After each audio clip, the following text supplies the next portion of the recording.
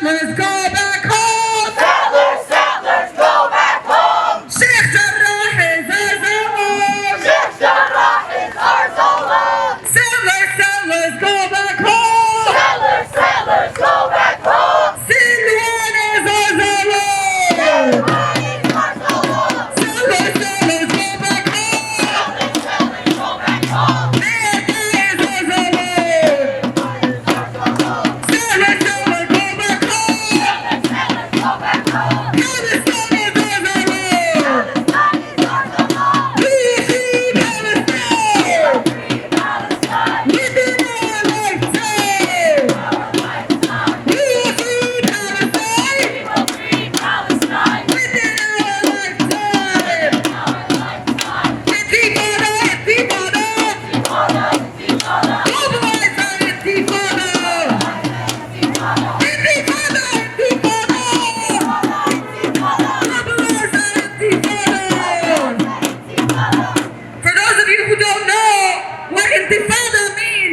Intifada means uprising in Arabic.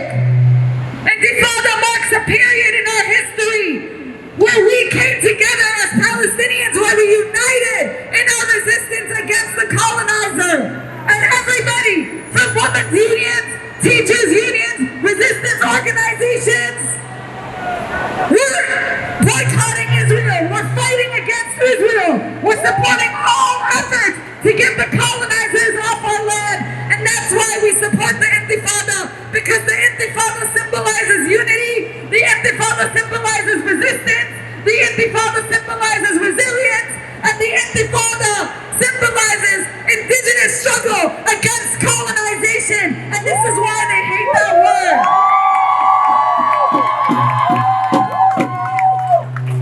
This is why they hate that word, and it pisses them off so much. It makes them angry because they know that as long as they live on stolen, colonized land, that they will never see a day of peace without justice, because Palestinians will always resist. And the people who understand the Palestinian struggle, the people who are on the side of the oppressed, who are on the right side of history, support Palestinian resistance by any means necessary, from the river to the sea. So this is why I want to hear you as loud as you can. I want to drown them out with the word that makes us the strongest and makes them the angriest. Intifada, Intifada, Intifada, Intifada. Globalize the Intifada. Globalize the Intifada. Intifada, Intifada. Intifada, Intifada. Globalize the Intifada. Globalize the Intifada. Intifada, Intifada. Intifada, Intifada. Globalize the Intifada. Globalize the Intifada. Intifada, Intifada. Intifada, Intifada. Globalize the Intifada.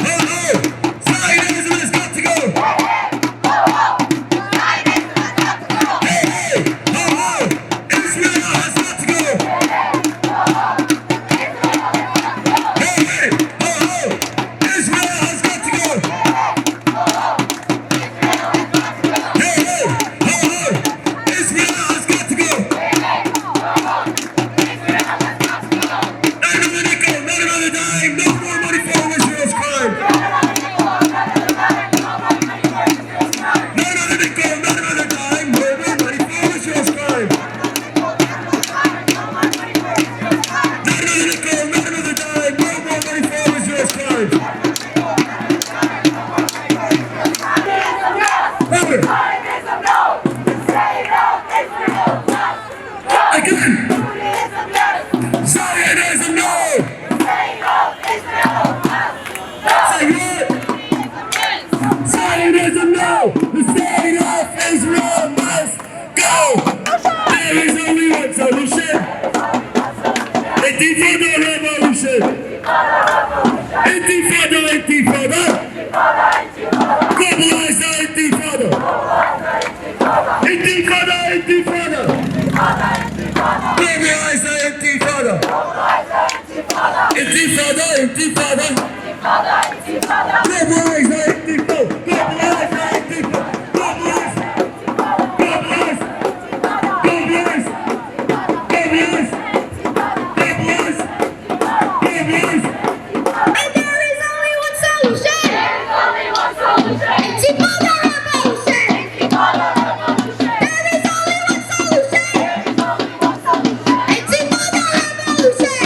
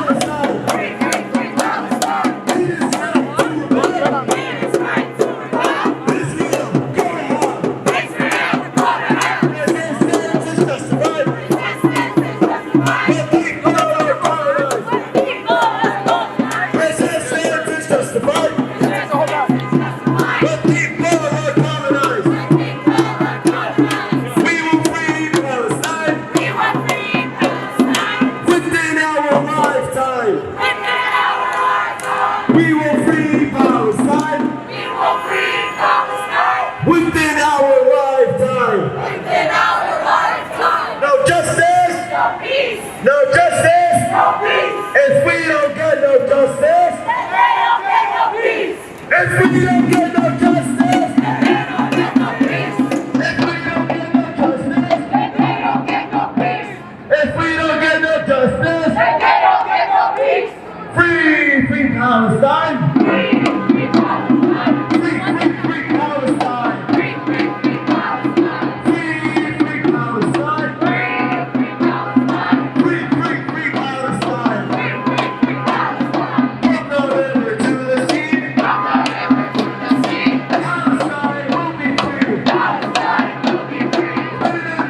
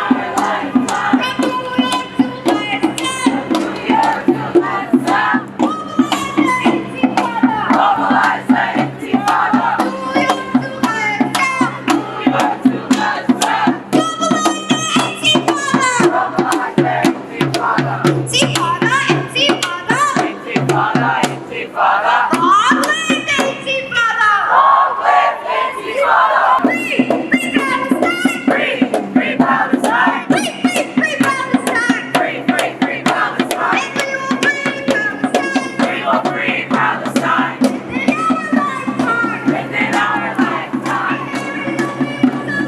There is only one solution.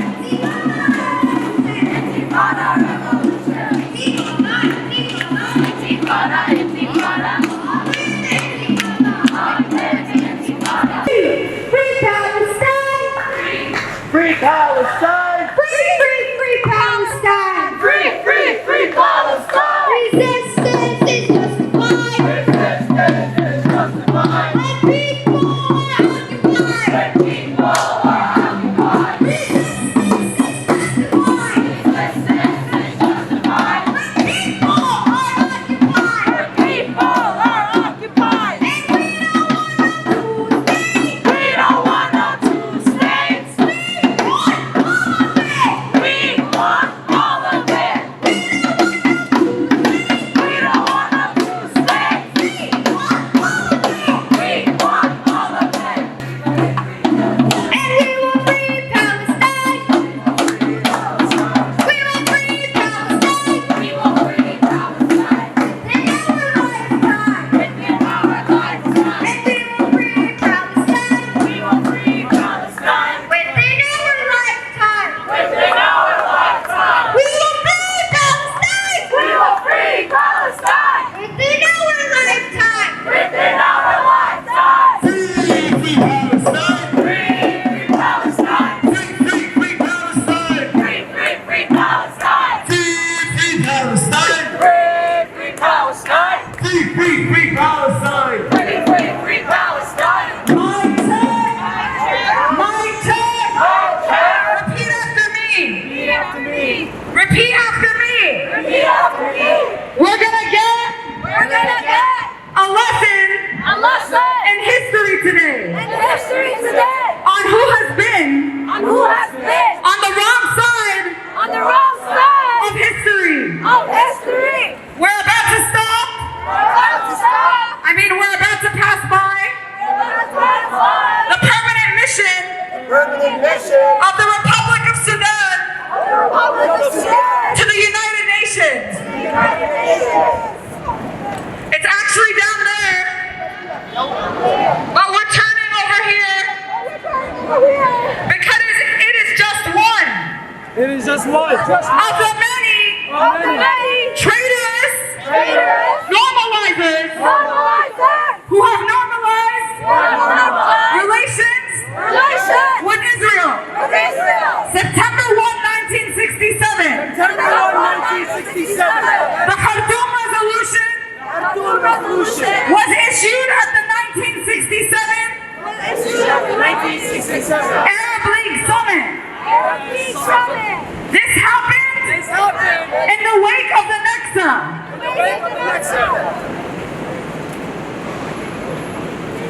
In April 11, 219, Sudanese president is removed from power after 30 years. In October 2020, Israel and Sudan's unelected government announced the normalization of the diplomatic relations and opening an economic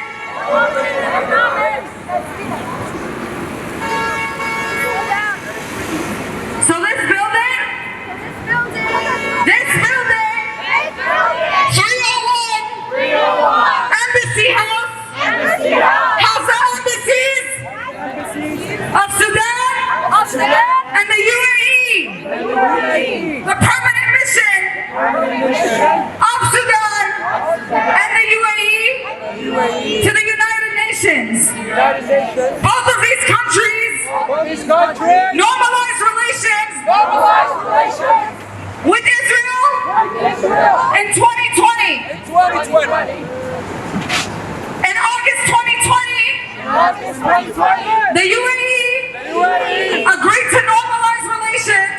to normalize relations with the Zionist state with the Zionist state in exchange to buy U.S. military F-35 military F-35 advanced fighter jets. advanced fighter jets.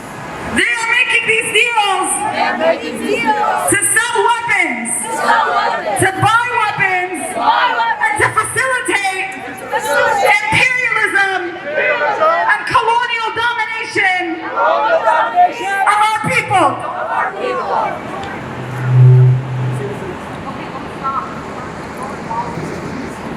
During the recent intifada, the UAE repeated the same nonsense spoken by governments like the US and the UK. They called on both sides to exercise restraint. However, they did not show total support and solidarity with the Palestinian people. Since then, Israel has opened its weapons markets for sale to the UAE and collaborated on military drone research. Can you all hear me?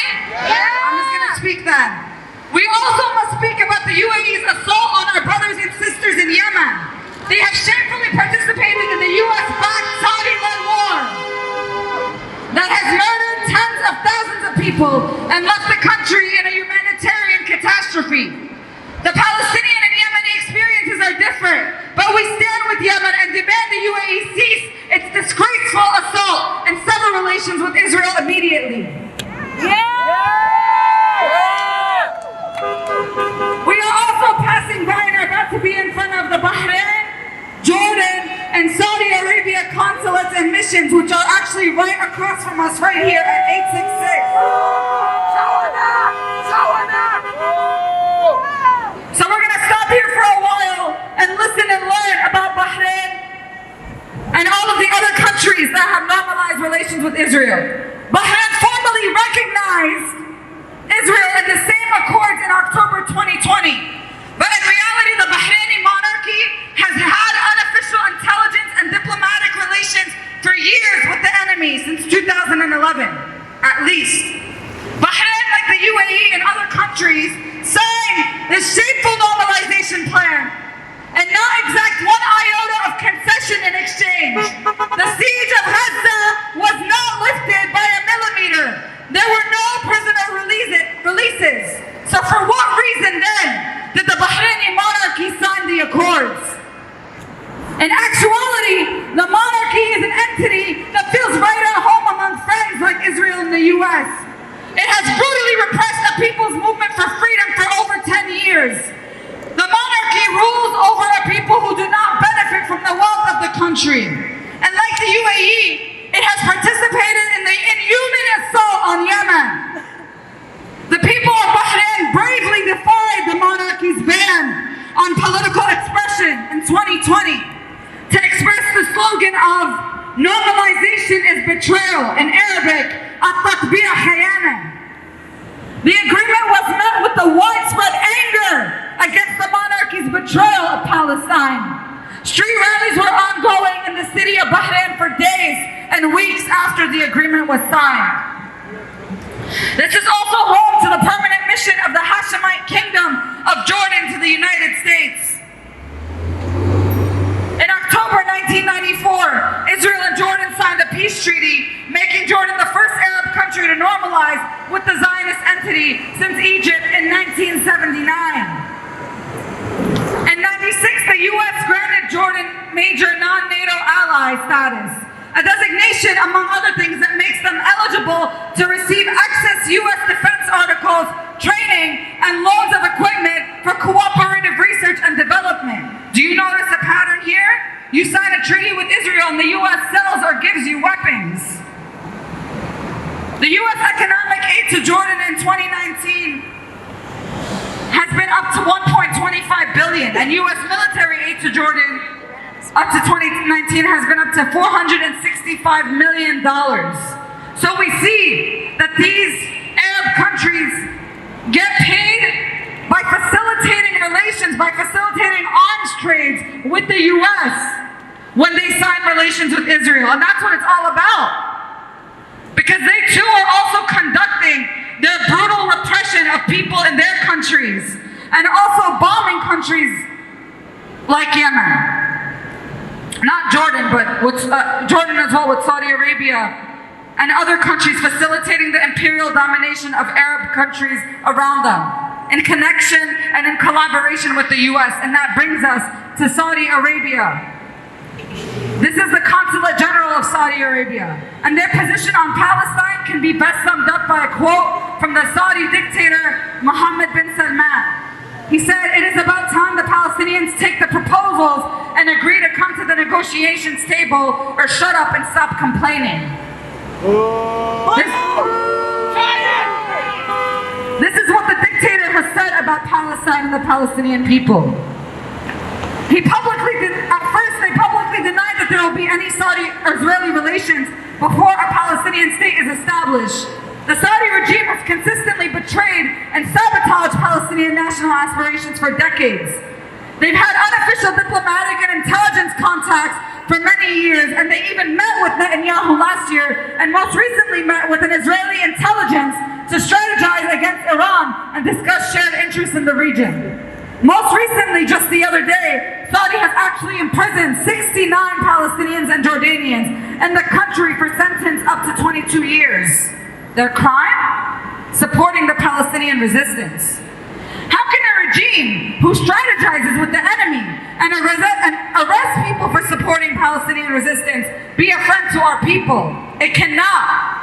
And during the recent intifada, Saudi officials posted messages on Twitter and wagged their fingers at Israel for its brutality. But in private, the Saudi regime is a reliable friend to Israel and a friend to the imperialists. And we cannot stop at the Saudi consulate without speaking of Yemen once again. Tens of thousands of Yemeni lives lie on the doorstep of Mohammed bin Salman and his allies, which include Israel and the United States.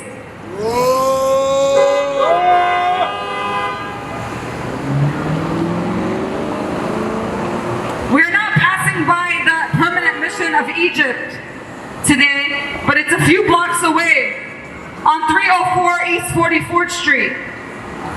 But on September 17, 1978, the Egyptian President Anwar Sadat and Israeli Prime Minister Menachem Begin signed the Camp David Accords, which led to the normalization of diplomatic relations between Egypt and Israel in '79. President Jimmy Carter promised Sadat $1 billion a year in military aid if he accepted the terms of peace with Israel. And today, Egypt receives $1.3 billion in U.S. military aid a year. The second most country in the world, only after what? You guessed it, Israel, of course, as per the terms of Camp David. The relationship between the U.S. and Egypt is built primarily on sustaining the 1979 Egyptian-Israeli peace treaty. And while other people, liberals, people who don't stand with Palestine, saw this and hailed it as a watershed moment in diplomatic history, in reality we know that it represented a dramatic escalation in U.S. military expansionism in the region in the name of new weapons sales and economic trade agreements. This is also how the U.S. leveraged military aid and weapons sales to Egypt as a means of pushing normalization with the occupation, much like the U.S. is doing today in real time with the UAE and Bahrain. And finally, we have to talk about Turkey, which is located at 821 United Nations Plaza, which we won't get to today, but is also near here. These are the streets where their diplomats drive. These are the streets where their diplomats roam. Hopefully some of them can hear us up in this building, or they can see us on the news or on our social media and hear the message that we are sending to them for betraying the Palestinian cause, for standing with our enemy, for signing so-called peace deals when in reality it's the opposite of peace. They're just signing deals so they can get weapons, more weapons themselves, so they can use it against their own people, so they can use it against the people of the countries that they're waging wars against. And we know that the people of Turkey are not like the governments. Just like every other government we mention, the people of these nations, whether it's Egypt, whether it's Morocco, whether it's the Sudanese, whether it's the Bahraini or the Jordanian people, we know that they have stood in total and unequivocal solidarity with the Palestinian people for over 70 years, even resisting alongside of us. We have seen this resistance. But as I have said before, and I will continue to reiterate, it is these corrupt governments punishing, torturing their own people that are also doing this to Palestinians. And it's no different with Turkey. The people of Turkey have been long friends of our people, of Palestine, but we call them out to protest their government. Because in 1949, Turkey was the first Muslim country to recognize a Zionist entity, only 1 year after the Nakba, which began our long period of exile. And while many things in Turkey changed since then, some haven't. After the flotilla in 2011, Turkey claimed that they cut all ties with Israel in defense of Palestine. However, the question must be asked, why do those ties exist in the first place? Ranging from military, scientific, and diplomatic cooperation. And more importantly, why do those ties continue to exist to this day? Why was there a $6.8 billion in trade between Israel and Turkey in 2020 alone? Why do we allow this to happen? Before COVID, the biggest international carrier in Tel Aviv airport was Turkish Airlines, ferrying settlers all over Turkey and vice versa. Why is Turkey building a 1,600-kilometer oil pipeline from Israel to Europe as we speak? And why do Israeli-made drones fly over the heads of Turkish Kurds and Syrians operated by Turkish soldiers? Why are Turkish and Israeli military officials strategizing together? These are not easy questions, but they are important questions for our movement. The question we must ask is, who are the friends of Palestine and who are its enemies? The friends of Palestine are the people. The friends of Palestine are the masses. The friends of Palestine are the oppressed. The friends of Palestine are people who are fighting for their own liberation. So when we say Turkey, Morocco, Sudan, Bahrain, UAE, or Jordan loves Palestine, we know that that means that the people love us, that the people stand with us, not the corrupt governments. And as people who live in the USA, yes, I'm talking to you, everybody who can hear me, people who pay taxes. We also want you to differentiate between your beliefs and your government. Because your taxes as a U.S., as a person living in the U.S., go to fund $3.8 billion in military aid to Israel every single year. You heard that right. That means $10 million a day of your tax dollars goes to fund Israel's military. It ends up as bullets in the chests of Palestinian children. So if we don't support that, if we don't believe that Palestinians deserve to face genocide, if we believe that Palestinians deserve to live free of ethnic cleansing, then we have to understand and we have to support the call to the end of U.S. military aid to Israel, to the end of U.S. diplomatic support to Israel. Because again, this is a nation that represses a people within its borders, that wages imperialist wars all over the world, and uses our tax dollars to do it. We know many of the people living in the U.S. stand against Israel. Free! Free Palestine! Free Palestine! Free, free, free Palestine! Free Palestine! From the river to the sea! From the river to the sea! Palestine will be free! Palestine will be free! And we will free Palestine! We will free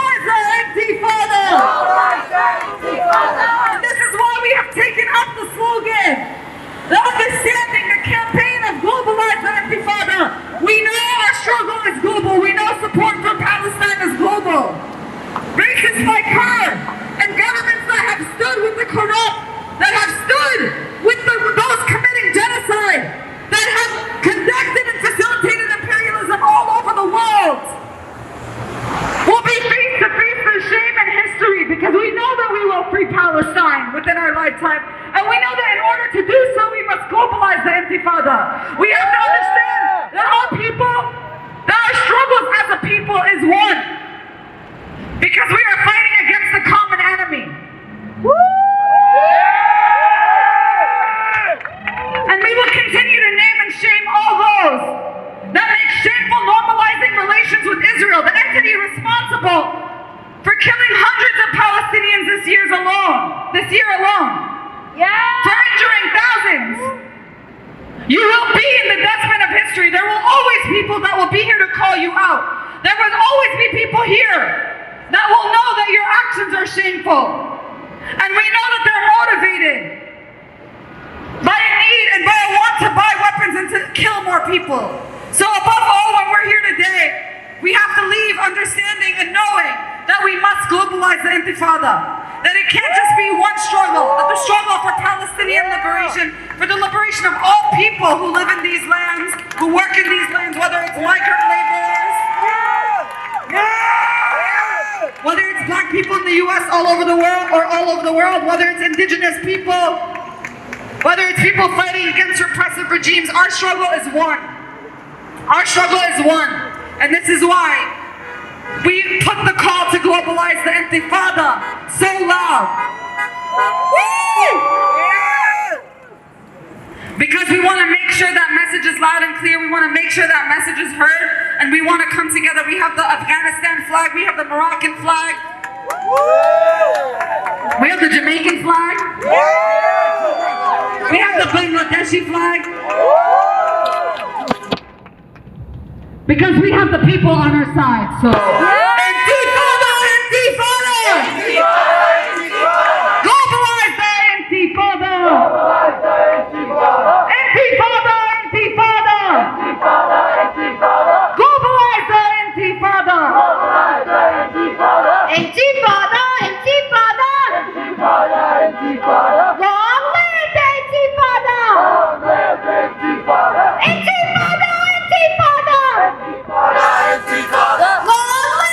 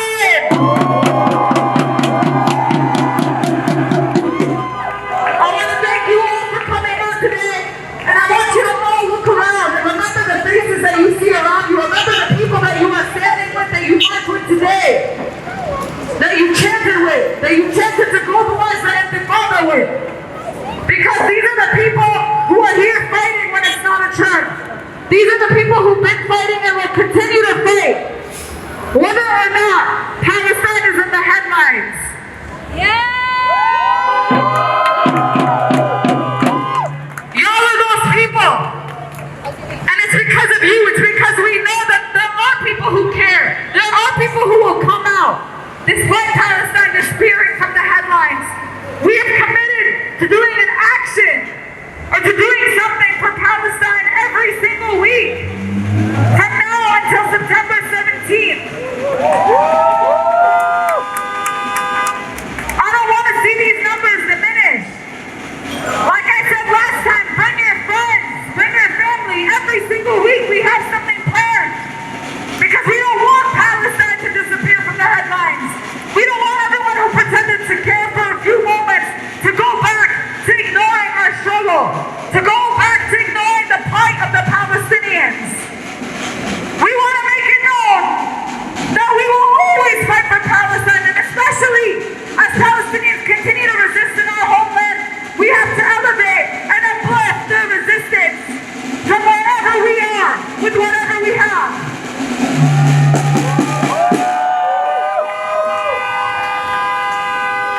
So again, thank you all for coming out today. We let these embassies know, and we'll be tagging them, we'll be posting them, we'll make sure that they see it one way or another. Whether or not they saw us from down here, I don't know if they're actually in these buildings with COVID, but we sent a message today about globalizing the intifada, and that we're going to come for anybody who stands against Palestinian resistance and Palestinian people, not just Israel, not just the US, but anybody, even from the countries that we come from.